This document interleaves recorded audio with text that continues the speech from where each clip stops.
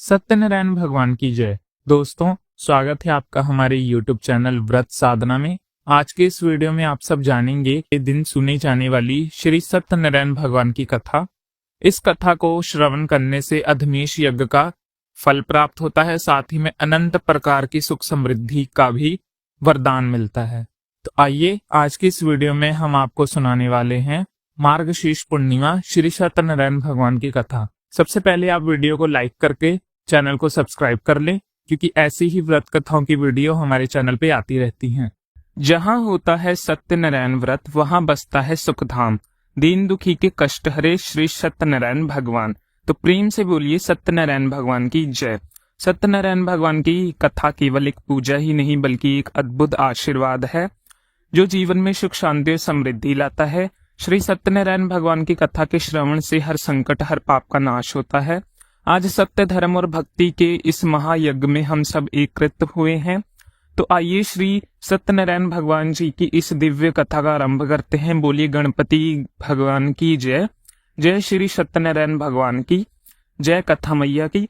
कथा से पहले हम सब भगवान सत्यनारायण का ध्यान करते हैं, जिनका स्वरूप शांति से पूर्ण है, जो शेषनाग पर शयन करते हैं, जिनकी नाभि में कमल है, वह देवताओं के हैं, जो समस्त संसार का आधार हैं, जो आकाश के समान असीमित हैं, जिनका रंग मेघ अर्थात बादलों के समान है और जिनका रूप शुभ है, जो कि लक्ष्मी जी के पति हैं, जिनके नेत्र कमल के समान सुंदर हैं और जो योगियों के ध्यान में सदैव विराजमान रहते हैं। हम सब उन भगवान श्री विष्णु की वंदना करते हैं, जो संसार के सभी भयों का नाश करने वाले और समस्त लोगों को एकमात्र स्वामी हैं। तो प्रेम से बोलिए श्री सत्यनारायण भगवान की जय। जय श्री लक्ष्मी नारायण भगवान की जय। पौराणिक कथाओं की। तो पौराणिक कथाओं के अनुसार एक समय नमशरण तीर्थ में शौनक आदि 88,000 ऋषियों ने श्री सूत जी से कहा, हे प्रभु, इस कलयुग में वेद विद्या रहित मनुष्यों को प्रभु भक्ति किस प्रकार मिलेगी और उनका उद्धार कैसे होगा। हे मुनि श्रेष्ठ, कोई ऐसा तप कहिए जिससे थोड़े समय में पुण्य प्राप्त होवे और मनवांछित फल मिले। ऐसी कथा को सुनने की हमारी इच्छा है। सर्व साक्षात ज्ञाता श्री सूत जी बोले, हे वैष्णव, मैं पूज्य आप सबने प्राणियों के हित की बात पूछी है। अब मैं उस श्रेष्ठ व्रत को आप लोगों को कहूंगा, जिस व्रत को नारद जी ने श्री लक्ष्मी नारायण भगवान से पूछा था और लक्ष्मीपति ने मुनि श्रेष्ठ नारद जी से कहा था। सो ध्यान पूर्वक सुने। एक समय योगी राज नारद जी दूसरे के हित की इच्छा में अनेक लोकों में घूमते हुए मृत्यु लोक में आ पहुंचे। यहाँ अनेक योनियों में जन्म हुए प्राय सभी मनुष्य को अपने कर्मों के अनुसार अनेक दुखों से पीड़ित देखकर सोचा कि इस यत्न के करने से निश्चय ही प्राणियों के दुखों का नाश हो सकेगा। ऐसा मन में सोचकर देव ऋषि मुनि श्री विष्णु लोग गए और वहां श्रेष्ठ वर्णर और चारों भुजाओं वाले देवाओं को इस नारायण को देखकर, जिनके हाथ में शंख चक्र गदा और पक्ष थे तथा वरमाला पहने हुए थे, स्तुति करने लगे, हे भगवान, आप अत्यंत शक्ति से संपन्न हैं, मन तथा वाणी भी आपको कोई नहीं पा सकता, आपका आदि मध्य अंत भी नहीं है, आप निगुण स्वरूप सृष्टि के आदि हैं, भूत और भक्ति के सभी दुखों को नष्ट करने वाले हो, आपको मेरा नमस्कार। नारद जी इस प्रकार की स्तुति सुनकर भगवान श्री विष्णु बोले, मुनि श्रेष्ठ, आपके मन में क्या है? आपका किस काम के लिए आगमन हुआ है? निसंचेह कहिए। तब नारद मुनि बोले, प्रभु, मृत्यु लोक में सब मनुष्य जो अनेक योनियों में पैदा हुए हैं, अपने अपने कर्मों के द्वारा अनेक प्रकार के दुखों से दुखी हो रहे हैं। नारद, यदि आप मुझ पर दया रखें तो बतलाइए कि उन मनुष्यों के सब दुख थोड़े थोड़े से ही प्रयत्नों से कैसे दूर हो सकते हैं। तब श्री विष्णु भगवान जी बोले, हे नारद, मनुष्य की भलाई के लिए तुमने बहुत अच्छी बात पूछी है। जिस काम के करने से मनुष्य मोह से छूट जाता है वह मैं कहता हूँ, सुनो। बहुत पुण्य देने वाला, स्वर्ग तथा मृत्यु लोक दोनों में दुर्लभ एक अत्यंत उत्तम व्रत है। आज मैं प्रेमवश होकर तुमसे कहता हूँ, श्री सत्यनारायण भगवान का ये व्रत अच्छी तरह विधि पूर्वक करके मनुष्य धरती पर आयु प्रयत सुख भोग कर मरने पर मोक्ष को प्राप्त होता है। श्री भगवान ने वचन सुनकर नारद मुनि बोले, हे भगवान, उस व्रत का फल क्या है, क्या विधान है और किसने ये व्रत किया है, किस दिन ये व्रत करना चाहिए, विस्तार पूर्वक कहिए। भगवान विष्णु बोले, हे नारद, दुख शोक आदि को दूर करने वाला, धन धान्य को बढ़ाने वाला, सौभाग्य तथा संतान का फल देने वाला ये व्रत सब स्थान पर विजय करने वाला है। भक्ति और श्रद्धा के साथ किसी भी दिन मनुष्य श्री सत्यनारायण की प्रातःकाल के समय ब्राह्मणों और बंधुओं के साथ धर्म परायण होकर पूजा करे। भक्ति भाव से नैवेद्य केले का फल, शहद, घी, दूध, गेहूं का आटा, सवाया लेवे, गेहूं के अभाव में साठी का चूरन भी ले सकते हैं और सब पदार्थों को भगवान को अर्पित कर देवें तथा बंधुओं सहित ब्राह्मणों को भोजन कराएं। इसके पश्चात संयम भोजन करें। रात्रि में नृत्य गीत आदि का योजन कर सत्यनारायण भगवान का ध्यान करते हुए समय बिताएं। इस तरह व्रत करने का मनुष्य की इच्छा निश्चय पूरी होती है। विशेष रूप से कली काल में भूमि पर यही मोक्ष का सरल उपाय है। प्रेम से बोलिए श्री सत्यनारायण भगवान की जय। जय श्री सत्यनारायण भगवान की कथा। तो श्री सत्यनारायण भगवान कथा का प्रथम अध्याय संपूर्ण। दूसरा अध्याय। श्री सूत जी बोले, ऋषियों, जिसने सबसे पहले इस व्रत को किया है उसका इतिहास कहता हूँ, ध्यान पूर्वक सुनना। सुंदर काशीपुर नगरी में एक अत्यंत निर्धन ब्राह्मण रहता था। वह भूख और प्यास से बेचैन हुआ नित्य पृथ्वी पर घूमता था। ब्राह्मणों से प्रेम करने वाले भगवान ने ब्राह्मण को दुखी देख बड़े बड़े ब्राह्मण का रूप धारकर उसके पास जाकर आदर पूर्वक पूछा, हे प्रिय, तुम नित्य दुखी होकर पृथ्वी पर क्यों घूमते हो?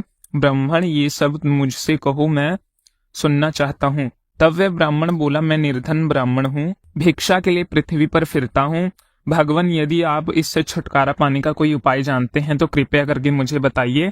वृद्ध ब्राह्मण बोला, हे प्रिय, सत्यनारायण भगवान मनोवांछित फल देने वाला है, इसलिए तुम उनका पूजन करो, जिसके करने से मनुष्य सब दुखों से मुक्त हो जाता है। तब ब्राह्मण को व्रत का सारा विधान बतलाकर बूढ़े ब्राह्मण का रूप धारण करने वाले श्री सत्यनारायण भगवान वही अंतर ध्यान हो गए। जिस व्रत को वृद्ध ब्राह्मण ने बतलाया था मैं उसका वश्य करूंगा, ये निश्चय करके उसने रात भर नींद नहीं आई। सवेरे उठकर सत्यनारायण भगवान के व्रत का निश्चय कर वह भिक्षा के लिए चला गया। उस दिन उसको भिक्षा में बहुत सारा धन मिला, जिससे बंधु बांधव के साथ उसने सत्यनारायण भगवान का व्रत किया। वह ब्राह्मण सब दुखी से छूटकर अनेक प्रकार की संपत्तियों से युक्त हुआ। उस समय से वह ब्राह्मण हर मास व्रत करने लगा। इस तरह सत्यनारायण भगवान के व्रत को जो भी करेगा वह मनुष्य सब दुखों से छूट जाएगा। इस तरह नारद जी से सत्यनारायण भगवान का कहा हुआ ये व्रत मैंने तुमसे कहा। और तब ऋषिगण बोले, हे मुनिवर, संसार में इस ब्राह्मण से सुनकर किस किसने इस व्रत को किया हम सब भी सुनना चाहते हैं। इसके लिए हमारे मन में अत्यंत जिज्ञासा हो रही है। सूत जी बोले, हे मुनियों, जिसने इस व्रत को किया है वह सब भी सुनो। एक समय वह ब्राह्मण धन और ऐश्वर्य के अनुसार बंधु बांधव के साथ व्रत करने को तैयार हुआ। उसी समय एक लकड़ी बेचने वाला बूढ़ा आदमी आया और बाहर लकड़ियों को रखकर ब्राह्मण के मकान में गया। प्यास से दुखी लड़खड़ाता उनके व्रत करते देखकर ब्राह्मण को नमस्कार करके कहने लगा, आप क्या कर रहे हैं? इसके करने से क्या फल मिलता है? इसके करने से मुझे भी बतलाइए। ब्राह्मण ने कहा, सब मनोरथ को पूर्ण करने वाला सत्यनारायण भगवान व्रत है। इसकी ही कृपा से मेरे यहाँ धन आदि की वृद्धि हुई है। ब्राह्मण से इस व्रत के बारे में जानकर लकड़हारा अत्यंत प्रसन्न हुआ। चरणामृत लेकर प्रसाद ग्रहण करने के बाद वह घर को गया। अगले दिन लकड़हारे ने अपने मन में इस प्रकार का संकल्प लिया, आज गांव में लकड़ी बेचने से जो धन मिलेगा उसी से सत्यनारायण भगवान का उत्तम व्रत करूंगा। ऐसे मन में निश्चय कर वह बूढ़ा आदमी लकड़ियां अपने सर पर रखकर जिस नगर में धनवान लोग रहते हैं और सुंदर नगर में गया और वहां पर उसने उन लकड़ियों का दाम पहले से चौगुना मिला। तब वह लकड़हारा दाम लेकर अति प्रसन्न होकर पके केले, शक्कर, घी, गुड़, दही और गेहूं का चूरन इत्यादि सत्यनारायण भगवान के व्रत की कुल सामग्रियों को लेकर अपने घर गए और फिर उसने अपने परिवारजनों को बुलाकर विधि के साथ भगवान का पूजन और व्रत किया। उस व्रत के प्रभाव से वह बूढ़ा लकड़हारा धन, पुत्र आदि से युक्त हुआ और संसार के समस्त दुख भोग कर अत्यंत में वैकुंठ लोक को चला गया। श्री सत्यनारायण भगवान की जय। श्री सत्यनारायण भगवान कथा का दूसरा अध्याय संपूर्ण। तीसरा अध्याय। श्री सूत जी बोले, हे श्रेष्ठ मुनि, अब आगे की कथा कहता हूँ, सुनो। उल्कामुख नामक का एक बुद्धिमान राजा राज करता था। वह सत्य वक्ता और जितेंद्रिय था। प्रतिदिन देव स्थानों पर जाता और गरीबों को धन देकर उनके कष्ट दूर करता। उसकी पत्नी कमल के समान मुख वाली और सती साध्वी थी। पुत्र प्राप्ति के लिए भद्र सलाला नदी के तट पर उन दोनों ने सत्यनारायण भगवान का व्रत किया। उस समय वहां एक साधु नामक वैश्य आया उसके पास व्यापार के लिए बहुत सारा धन था। वह नाव को किनारे पर ठहराकर राजा के पास आ गया और राजा को व्रत करते देखकर विनय के साथ पूछने लगा, राजन, भक्ति युक्त चित्त से आप क्या कर रहे हैं? मेरी सुनने की इच्छा है, आप मुझे ये बतलाएं। तब राजा बोले, हे वैश्व, आपने बांधव के साथ पुत्र आदि की प्राप्ति के लिए मैं यहाँ शक्तिमान सत्यनारायण भगवान का व्रत और पूजन मैं कर रहा हूँ। राजा के वचन सुनकर साधु आदर से बोला, हे राजन, मुझे भी इसका सब विधि विधान कहो, मैं भी इसी के अनुसार इस व्रत को अवश्य करूंगा। मेरी भी कोई संतान नहीं है और मुझे विश्वास है कि इस व्रत को करने से निश्चय ही मुझे संतान प्राप्ति होगी। तब राजा ने सब विधान सुनकर व्यापार से निवृत्त होकर ये आनंद के साथ अपने घर को गया। साधु ने अपनी स्त्री को संतान देने वाले इस व्रत को सुनाया और प्रण लिया कि जब मेरे यहाँ संतान होगी तब मैं इस व्रत को करूंगा। साधु ने ऐसा वचन अपनी पत्नी लीलावती से कहे। एक दिन उसकी पत्नी पति के साथ आनंदित होकर संसारिक धर्म में प्रवृत्त होकर श्री सत्यनारायण भगवान की कृपा से गर्भवती हो गई और 10वें महीने उसको एक सुंदर कन्या का जन्म हुआ। वह कन्या दिनों दिन इस तरह बढ़ने लगी जैसे शुक्ल पक्ष का चंद्रमा बढ़ता है। कन्या का नाम कलावती रखा गया। तब लीलावती ने मीठे शब्द में अपने पति से कहा, स्वामी, जो आपने संकल्प लिया था कि मैं संतान होने पर सत्यनारायण भगवान का व्रत करूंगा, अब आप उसे करिए। साधु बोला, प्रिय, इसके विवाह पर करूंगा। इस प्रकार अपनी पत्नी को आश्वासन देकर वह नगर को चला गया। अब कलावती अपने पिता के घर में रहकर बड़ी हो गई थी और एक दिन साधु अब नगर में सखियों के साथ अपनी पुत्री को देखता हुआ तुरंत दूत को बुलाकर कहा कि पुत्री के लिए कोई सौभाग्यवर देख कर लाओ। साधु की आज्ञा पाकर दूत कंचन नगर पहुंचा और वहां पर खोज कर देखभाल कर कन्या के लिए सुभोग्य वर्णिक पुत्र को ले आया। उस सौभाग्य युवक को देखकर साधु ने अपने बंधु बांधव सहित प्रसन्न चित्त होकर अपनी पुत्री का विवाह उसके साथ कर दिया, किंतु दुर्भाग्य से विवाह के समय भी वह उस व्रत को ना कर पाया, वो भूल गया। तब श्री सत्यनारायण भगवान क्रोधित हो गए, साधु को श्राप दे दिया कि तुम्हें दारुणमय दुख प्राप्त होगा। अपने कार्य में कुशल साधु वैश्व अपने जमाता सहित समुद्र के समीप स्थित रतन नगर में गया और वहां दोनों ससुर जमाई चंद्रकेतु राजा के उस नगर में व्यापार करने लगे। एक दिन भगवान सत्यनारायण की माया से प्रेरित कोई चोर राजा का धन चुराकर भाग रहा था, किंतु राजा के दूतों को आता देखकर चोर घबराता हुआ धन को वहीं छुपा छोड़कर चला गया जहां वह ससुर और जमाई ठहरे हुए थे। जब दूतों ने उन साधु वैश्यों के पास राजा के धन को रखा हुआ देखा, उन्होंने को चोर समझ लिया और दोनों को बांध कर ले गए और राजा के पास जाकर बोले, हे राजन, ये दो चोर हम पकड़ लाए हैं, देखो, अब आज्ञा दीजिए। तब राजा की आज्ञा से उन्हें कठोर कारावास में डलवा दिया गया। उसने सब धन भी छीन लिया। सत्यनारायण भगवान के श्राप के कारण साधु वैश्व की पत्नी और पुत्री भी इधर घर में बहुत दुखी रहने लगी। उनके घर पर जो भी धन रखा था वह चोरी हो चुका था। शारीरिक और मानसिक पीड़ा और भूख प्यास से अति दुखी होकर अन्न की चिंता में कलावती एक दिन ब्राह्मण के घर गई और वहां उसने सत्यनारायण भगवान का व्रत होते देखा। फिर कथा सुनी और प्रसाद ग्रहण करते रात होने पर वह घर आई तो उसकी माता ने कलावती से पूछा, पुत्री तू कहाँ थी? मेरे मन में न जाने क्या क्या चल रहा था। कलावती कहने लगी, माता, मैंने एक ब्राह्मण के घर पर श्री सत्यनारायण भगवान का व्रत होते देखा। कन्या के ऐसे वचन सुनकर लीलावती भगवान के पूजन की तैयारी करने लगी। लीलावती ने परिवार और बंधु सहित श्री सत्यनारायण भगवान का पूजन किया और वर मांगने की मेरे पति और दामाद शीघ्र घर आ जाए। साथ ही प्रार्थना की कि हम सबका अपराध क्षमा करो। सत्यनारायण भगवान इस व्रत में संतुष्ट हो गए और राजा चंद्रकेतु को स्पर्श में दर्शन देकर कहा, हे राजन, तुमने जिन दिनों वैश्व को बंदी बना रखा है वह निर्दोष हैं, उन्हें प्रातः ही छोड़ दो और उनका सब धन जो तुमने ले लिया है उन्हें वापस लौटा दो, नहीं तो मैं तेरा धन, राज्य, पुत्र आदि सब नष्ट कर दूंगा। राजा को ऐसे वचन कहकर भगवान अंतर ध्यान हो गए। प्रातःकाल राजा चंद्रकेतु ने सभा में सरपय सुनाया। फिर दोनों वणिक पुत्रों को कैद से मुक्त कर सभा में बुलाया। दोनों को आते ही राजा को नमस्कार किया। राजा मीठे वचन से बोला, मनुभावी, तुम दववश ऐसा कठिन दुख प्राप्त हुआ है, अब तुम्हें कोई भय नहीं। ऐसा कहकर राजा ने उनको नए नए वस्त्राभूषण पहनाए और जितना धन लिया था उससे 2 गुना धन देकर आदर सहित विदा कर दिया। वह दोनों वैश्व अपने घर को चल दिए। सत्यनारायण भगवान की जय। श्री सत्यनारायण व्रत का 3रा अध्याय पूर्ण। 4था अध्याय। श्री सूत जी बोले, साधु बनिया मंगलचार्य कर और ब्राह्मणों को धन देकर अपनी नगरी के लिए चल पड़ा। साधु के कुछ देर दूर जाने पर इधर भगवान सत्यनारायण की उसकी सत्या की परीक्षा लेने के विषय में जिज्ञासा हुई और वह एक डंडी का वेश बनाकर उस बनिए के सामने गए और उससे, साधो तुम्हारी नाव में क्या भरा है? तब धन के मध्य में चूर दोनों महाजनों ने अवहेलवान पूर्वक हंसते हुए कहा, डंडी सन्यासी क्यों पूछ रहे हो? क्या कुछ मुद्रा लेने की इच्छा है? हमारी नाव में तो लता और पत्ते आदि भरे हैं। उनकी निष्ठुर वाणी सुनकर डंडी वेश भारी भगवान बोले, तुम्हारी बात सच हो जाए। ऐसा कहकर डंडी सन्यासी के रूप को धारण किए हुए भगवान कुछ दूर जाकर समुद्र के समीप बैठ गए।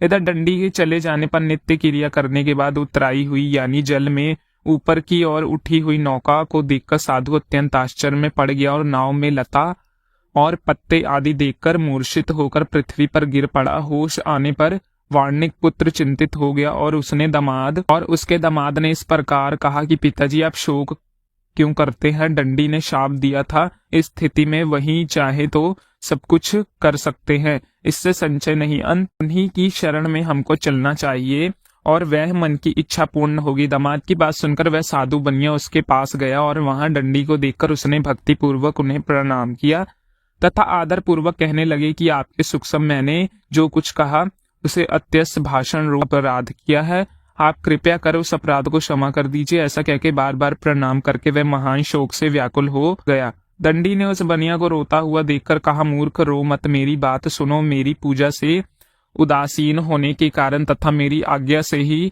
तुमने बार बार दुख प्राप्त किए हैं। भगवान की ऐसी वाणी सुनकर वह उनकी स्तुति करने लगा। साधु ने कहा, प्रभु ये आश्चर्य की बात है कि आपकी माया से मोहित होने के कारण ब्रह्म देवी आपके गुणों से रूपों को यथावत रूप से नहीं जान पाते, फिर मैं मूर्ख आपकी माया से मोहित होने के कारण भला कैसे जान सकता हूँ? प्रभु आप मुझ पर कृपा कीजिए और मुझ पर प्रसन्न होइए। मैं धन संपत्ति के अनुसार आपकी पूजा करूंगा और आपकी शरण में मेरा जो नौका में स्थित पूरा धन था उसकी मैं रक्षा करें। उस बनिए की भक्ति युक्त वाणी सुनकर भगवान जनार्दन संतुष्ट हुए और वहां जनार्दन उसे अभिष्ट वरदान कर वही अंतर ध्यान हो गए। इसके बाद वह साधु अपनी नौका में चढ़ा और उस धन धान्य से भरी हुई देखकर भगवान सत्यदेव की कृपा से हमारा मनोरथ सफल हो गया, ऐसा कहके सर्वजनों के साथ उसने भगवान विधिवत पूजा की। भगवान श्री सत्यनारायण की कृपा से वह आनंद पूर्वक से प्रतिपूर्ण हो गया। नाव को प्रत्येक पूर्वक संभालकर उसने अपने देश के लिए प्रस्थान किया। साधु बनिए ने अपने दामाद से कहा, नगरी दिखाई दे रही है। उसने अपने धन के रक्षक दूत को अपने आने का समाचार देने के लिए अपनी नगरी में भेजा। उसके बाद उस दूत ने नगरी में जाकर साधु की पत्नी का हाथ जोड़कर प्रणाम किया। उसके लिए अभिष्ट बात की श्रेष्ठ जी अपने दामाद और बंधु वर्ग के साथ बहुत सारे धन से संपन्न होकर नगरी के निकट पधार गए हैं।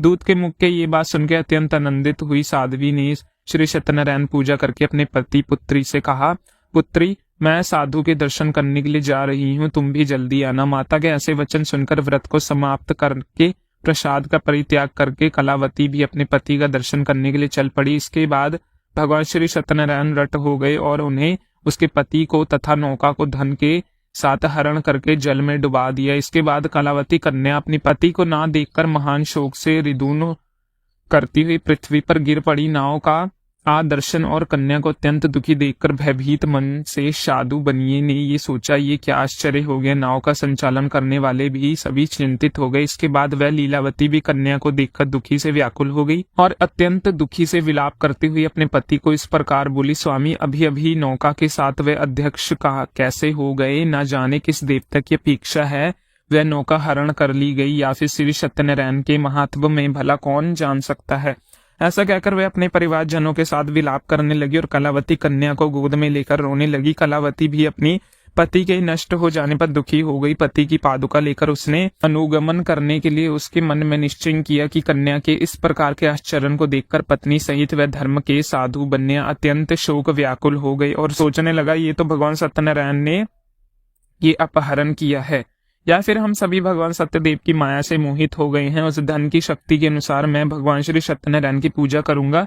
तब सभी को बुलाकर इस प्रकार कहकर उसने अपने मन की इच्छा प्रकट की और बारंबार भगवान सत्यदेव और दंडवत प्रणाम किया। इससे दोनों को परिपालन भगवान सत्यदेव प्रसन्न हुए और भक्त वत्सल भगवान ने कृपा पूर्वक आकाशवाणी की कि तुम्हारी कन्या प्रसाद छोड़कर अपने पति को देखने चली गई। निश्चय ही इस कारण उसका पति अदृश्य हो गया। यदि घर जाकर वह प्रसाद ग्रहण करके वापस आए तो साधु बनिए, तुम्हारी पुत्री पति को प्राप्त करेगी, इससे संचय नहीं। कलावती ने ये भी दिव्य आकाशवाणी सुनी तो वह शीघ्र ही अपने घर गई और उस प्रसाद को ग्रहण किया।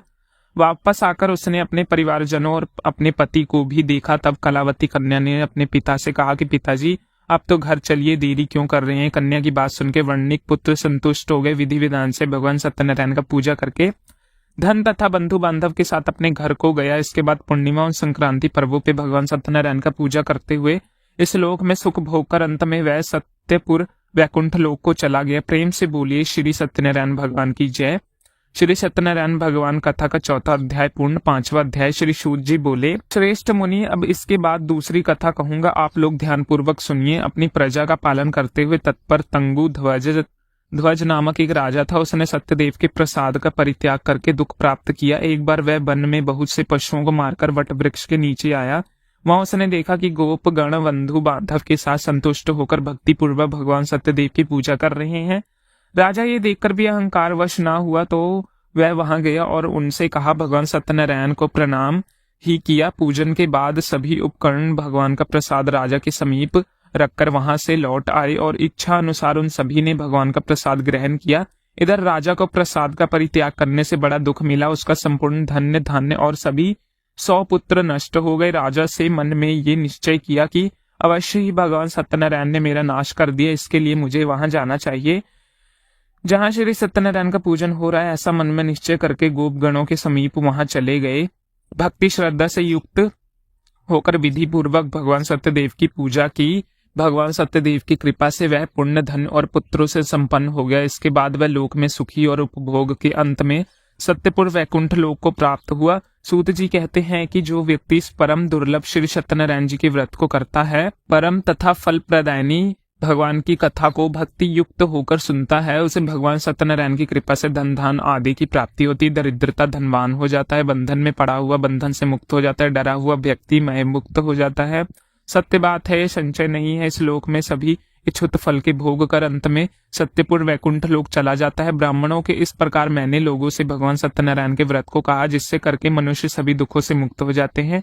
कलयुग में तो भगवान सत्यदेव की पूजा विशेष फल प्रदायनी होती है। भगवान विष्णु के कुछ ही लोग काल, कुछ लोग सत्य, कुछ लोग ईश और कुछ लोग सत्यदेव तथा दूसरे लोग सत्यनारायण नाम से कहेंगे। उनके रूप धारण करके भगवान सत्यनारायण सभी का मनोरथ सिद्ध करते हैं। कलयुग में संतान भगवान विष्णु ही सत्यवर्त रूप धारण करके सभी के मनोरथ को पूर्ण करने वाले होंगे। श्रेष्ठ मुनिये, जो भी व्यक्ति नित्य भगवान सत्यनारायण जी की व्रत कथा को पढ़ता है, सुनता है, भगवान सत्यनारायण की कृपा उसे सभी पापों से नष्ट कर देती है। मुनिवर, पूर्व काल में जिन लोगों ने सत्यनारायण के व्रत किया था, अगले जन्म में वृतांत करता हूँ। लोग सुनिए। महान प्रजा संपन्न शतानंद नाम के ब्राह्मण सत्यनारायण व्रत करने के प्रभाव से दूसरे जन्म में सुदामा नामक ब्राह्मण हुए। उस जन्म में भगवान श्री कृष्ण का ध्यान करके उनको मोक्ष प्राप्ति हुई। लक्कड़हारा भील गुहों का राजा हुआ और अगले जन्म में उसको भगवान श्री राम जी की सेवा करके मोक्ष प्राप्त किया। महाराजा उल्का मुख दूसरे जन्म में राजा दशरथ हुए, जिनको श्री रंगनाथ जी की पूजा करने अंत में वैकुंठ प्राप्त हुआ। इस प्रकार धार्मिक और सत्यव्रत साधु पिछले जन्म के सत्यव्रत के प्रभाव से अपने दूसरे जन्म में मोरध्वज नामक राजा हुआ और उसके आर्य के चक्र के अपने पुत्र की आधी देह भगवान श्री विष्णु को अर्पित कर मोक्ष प्राप्त किया। महाराजा तंगु ध्वज जमांतर में संयमभू मनु हुए और भगवत संबंधित संपूर्ण कार्यों का अनुष्ठान करके वैकुंठ लोक को प्राप्त हुआ। जो गोप गण थे वह जमांतर में ब्रजमंडल में निवास करने वाले हुए और सभी राक्षसों का संहार करके उन्होंने भगवान का साक्षात धाम गोलोक प्राप्त किया। तो प्रेम से बोलिए श्री सत्यनारायण भगवान की जय। जय श्री लक्ष्मी नारायण भगवान की जय। श्री सत्यनारायण भगवान की। कथा का 5वां अध्याय संपूर्ण। इसी के साथ कथा समाप्त होती है।